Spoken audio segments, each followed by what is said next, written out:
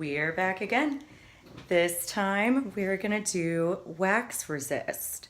So this is actually really quickly. Can I interject? Sure. So, during the last live video, the brush basics and color blending, we got a really great question right at the end of the video. So the question went away, but it was basically asking like, what is a really good paint to water ratio? So what is our like paint to water ratio? And that's a really great question. It kind of depends on what you're looking for in the density of your paint, and it also depends on what type of watercolor you're using, because there are watercolor pencils, there are watercolor that is a lot more liquid like these right here, and then there's watercolor that's a lot denser that you need to add more water to, and then there's also, you know, the dry palettes where the watercolor paint is in like tiny little squares and it's completely solid. So that means that it can be different depending on what type of paint you're using, even what brand you're using, and what quality you're going for. So that's something that you're going to want to experiment, but hopefully that'll be a fun part of the learning process. And again, always testing on your scrap piece of paper, and if it's darker than you want, add some more water. If it's too light, add some more paint pigment. And that's just part of the fun of exploring with watercolors. So now our first step, as you can see, we have our really cute little llama alpaca stencil, and then we have our white crown. Brittany's been waiting for me to say crown. It's cute, right? So what we're gonna do first is hold our stencil down nice and steady. You could even tape it down if you're worried about it moving. And what you're going to want to do is just color it in all the way. Solid. Make sure your water's not too full for this if your table's a little shaky. Yeah, we're working on a folding table, so please forgive us for that, but that's how we have the studio set up. And making sure that you get all the edges. Yeah, that's the most important part with this, you guys. When you're stenciling like this, make sure you really, really firmly get the edges.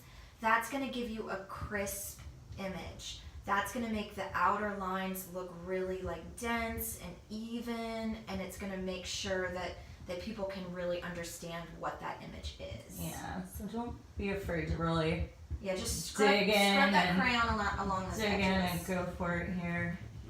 So I'm not sure if you guys remember ever making Easter eggs like as a kid, or if this is something you do now, but usually in like an Easter egg die kit they'll include a little wax crayon, and then you like color on the eggs before you dye them, and then those parts remain white and kind of have these like washed out images.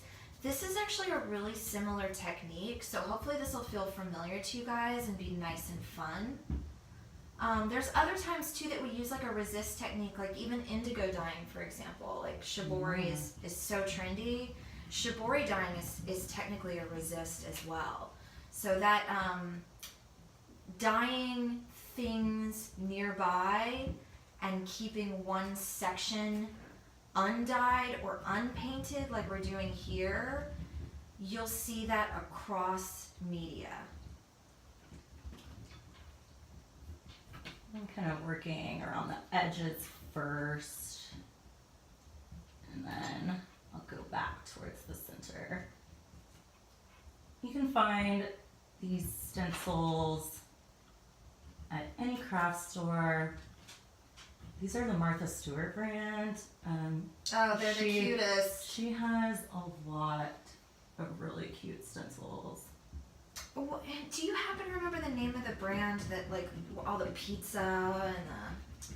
Oh yeah, those are so cute. We found some really cute ones at Hobby Lobby. They have like galaxies and unicorns. Yeah. And food and French fries. Gosh, I wish I could remember the name. But anywhere you search for stencils, you're gonna find good ones. I do know that they're pink. They're pink. The pink stencils. Yeah. Lots of exciting stuff going on with the dogs again. So if you guys hear any animal sounds in the background, those are It's me. It's not me, it's my animals. It's just pretty. They're noisy. They have a lot to say. Don't they just? So I'm feeling pretty good about this, and again, doesn't have to be completely exact or perfect. All right, so you can kind of see that I have some of the crown bits on the paper, so I'm just going to gently, that's totally okay. So now what we are going to do is use all of our blending and brush techniques to just create a really fun and free-flowing color scheme on top of this. So I'm going to use some different shades of purple, maybe use some fun like splatter techniques. So again, getting my brush wet first. And I'm going to start with this kind of rose color.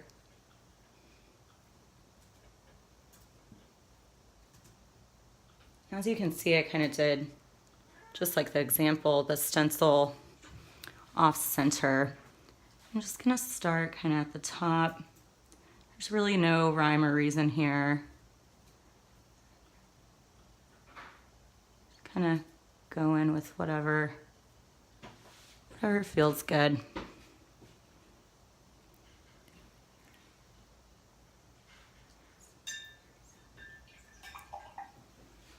So then I'm gonna completely rinse my brush, and I'm gonna grab another purple.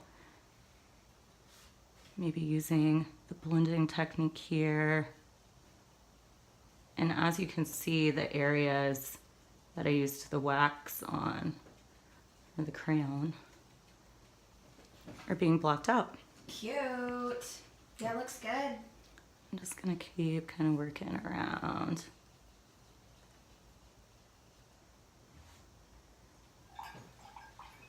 I really love using this color blending technique for like galaxies. Galaxies are so fun to make. Moons.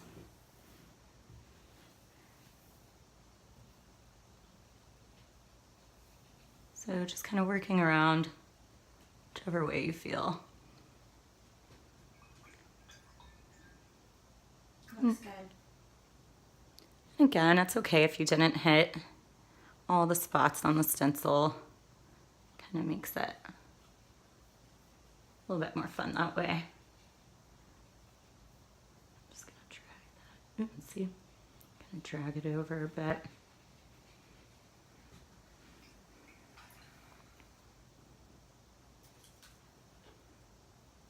Grab more of this rose.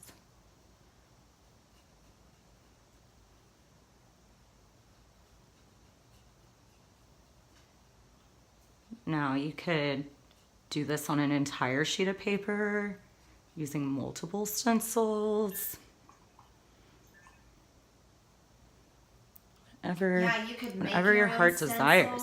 Like you could cut a stencil with the Cricut machine and then use that. You can write something like dream or your name or your initials. You can freehand. Yeah, the sky is the limit with this. And then what's really great about, the stencil is you can get a clear, crisp image, which is very different than the watercolor brushwork itself. So you get a really beautiful, interesting, dynamic image.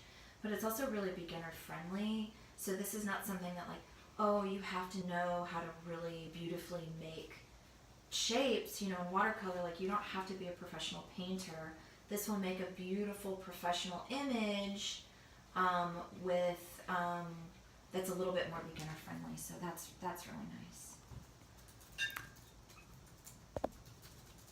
And also working with a sharp crown helps as well, so you can get all the edges. Yes. All right. Y'all, every time she says crayon, it makes me happy. She's been waiting for that. Somebody ask a question, please, about crayons so that she can answer it.